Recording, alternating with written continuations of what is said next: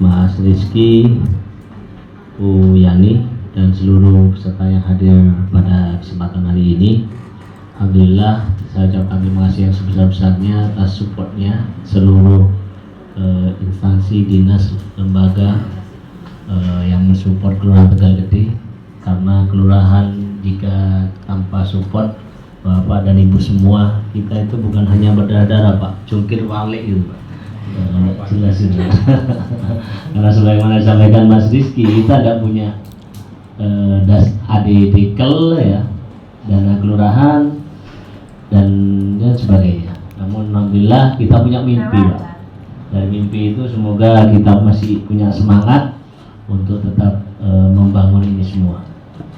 Mohon maaf dari beberapa data, insya Allah kalau yang lain itu bisa kami kejar. Misalnya seperti UMKM secara bertahap kita akan kumpulkan satu persatu gitu ya. Tinggal mungkin perlu kami diberikan semacam flowchart atau alur UMKM itu harus masuk ke mana dulu, ke siapa dulu, sehingga dari situ dalam waktu singkat bisa di entry. Misalnya yang entry UMKM ini adalah Diskop. Diskop itu bagian siapa? Jadi kita akan kirim data ke situ, semuanya langsung masuk ke sana, kan begitu. Sehingga ada ada kontrolnya lah. Dan kebetulan Bu Eva ini salah satu penggerak UMKM kami yang tergabung di KIM ini. Kemudian juga terkait dengan rumah kos. Selama ini kami sudah woro-woro ke RT RW baru dapat 61 rumah kos.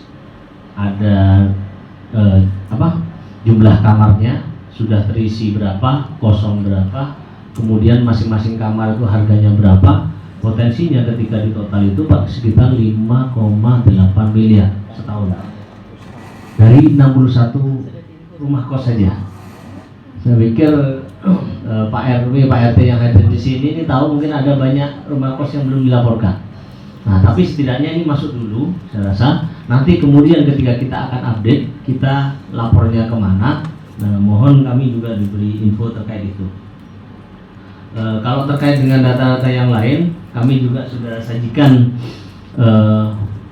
data by ordinat, cuma sebarannya itu berdasarkan RW Pak, karena waktu ini memang sudah cukup mepet gitu ya. Sehingga misal contoh seperti anak stunting itu ada di RW berapa? Kebetulan kita hanya ada 11, itu tersebar di RW berapa? Kita sudah buatkan peta dan sebaran per RW. Demikian juga nanti kemiskinan, lokasi poskamling, lokasi Linmas, lokasi polisi RW juga kita sudah siapkan juga.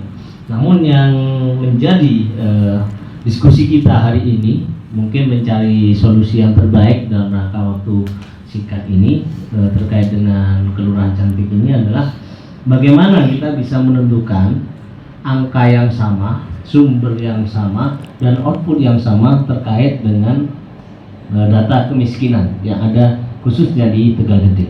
Selama ini kita kan bingung Pak, kita tidak bisa mengakses hasil resource, kita tidak bisa sepenuhnya mungkin percaya dari data-data kemiskinan sebelumnya karena masih belum verifikasi dan sebagainya. Nah, kami tapi tidak tinggal diam, saya kemudian melakukan langkah-langkah yang paling mungkin yang kami lakukan adalah pertama, data kemiskinan yang kami bangun itu dari data penerima bantuan pemerintah ditambah data bantuan penerima non pemerintah.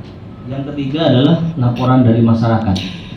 Nah, dari rumusan ini kita anggap ini adalah warga miskin di Kelurahan Tegal Gede. Selama ini nanti Bu Seli data penerima bantuan pemerintah berapa? Ini yang PKH di total Bu. Di total dulu Bu ya. Ini dari PKH Pak, dari BPNT, dari bantuan pangan, hanya dari 3 sumber itu yang kita ambil.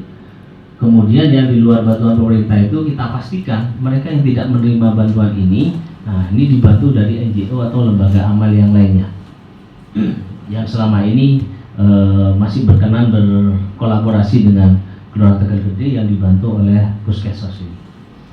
Tentu masih ada warga kita yang belum terdeteksi ya.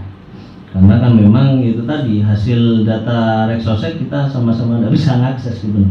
Nah, kemudian nanti ditambah dengan laporan masyarakat, baik itu secara langsung maupun tidak langsung, di mana Puskesmas menemukan, Bu, ini ternyata belum dapat bantuan sama sekali dari kategori itu.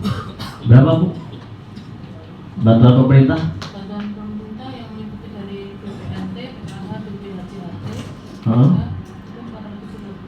439. Yang itu bantuan non pemerintah di luar itu? Non pemerintah ada Lazismu,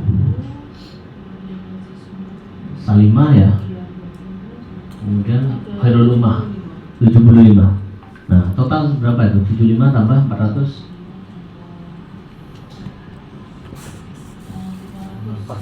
514. Nah, kira-kira itulah Pak angka yang kami dapatkan. Jika nanti dari Dinsos Mas Rizky bisa menyampaikan, oh masih ada data yang lain, nah yang monggo kita akan sesuaikan. Dan dari data itu sudah kita pastikan mereka itu tersebar di RW berapa, Pak. Sehingga kita bisa lihat dari peta kami di Kelurahan Tegalgede itu RW mana yang paling banyak mendapat bantuan dan RW mana yang paling sedikit mendapat bantuan. Dan alhamdulillah sepintas yang kami anggap terlihat ya dari permukaan itu sudah mendekati sesuai gitu ya. Karena di RW 8 itu termasuk yang paling sedikit ya, Bu ya. Iya, karena di situ memang ada perumahan elit lah, Pak. Walaupun ada ya di situ jumlah kos-kosan ya, potensi kos-kosan, kontrakan, kuliner, kafe kan sekarang banyak berkembang. Jadi belum tentu semuanya terekam dengan baik. Untuk dalam penilaian bahwa salah satu manifestasi dari program Desa Cantik adalah munculnya atau berhasilnya menyulap sesuatu yang tadinya itu kumuh, tidak terawat dan sebagainya, rumah dinas yang tidak terpakai, kemudian berhasil seperti sekarang ini kalau dinilai dari sisi, kalau orang yang nggak pernah tahu lihat biasa saja, tapi kalau dilihat dari sisi perubahannya, dari hal yang banyak kekurangan, istilahnya dari katanya kemarin guyonannya itu buih jadi permata ya, jadi permadani gitu ya.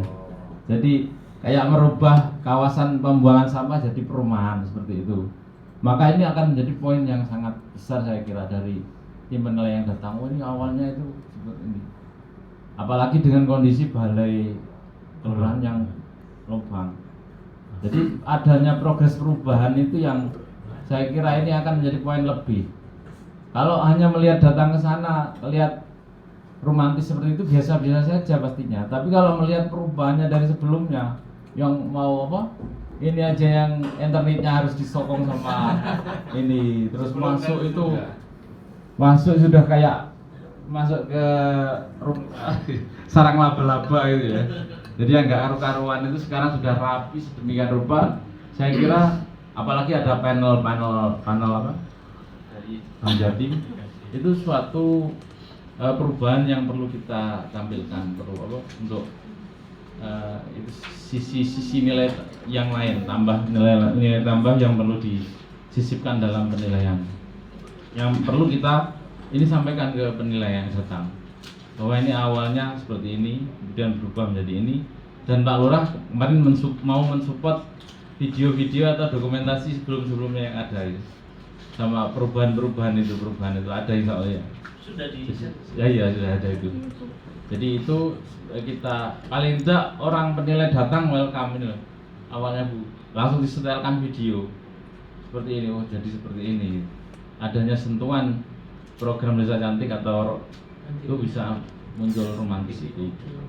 Oke, ini saja dari kami. Terima kasih. Mudah-mudahan nanti semua diberi kelancaran dan kesuksesan. Terima kasih. Assalamualaikum warahmatullahi wabarakatuh.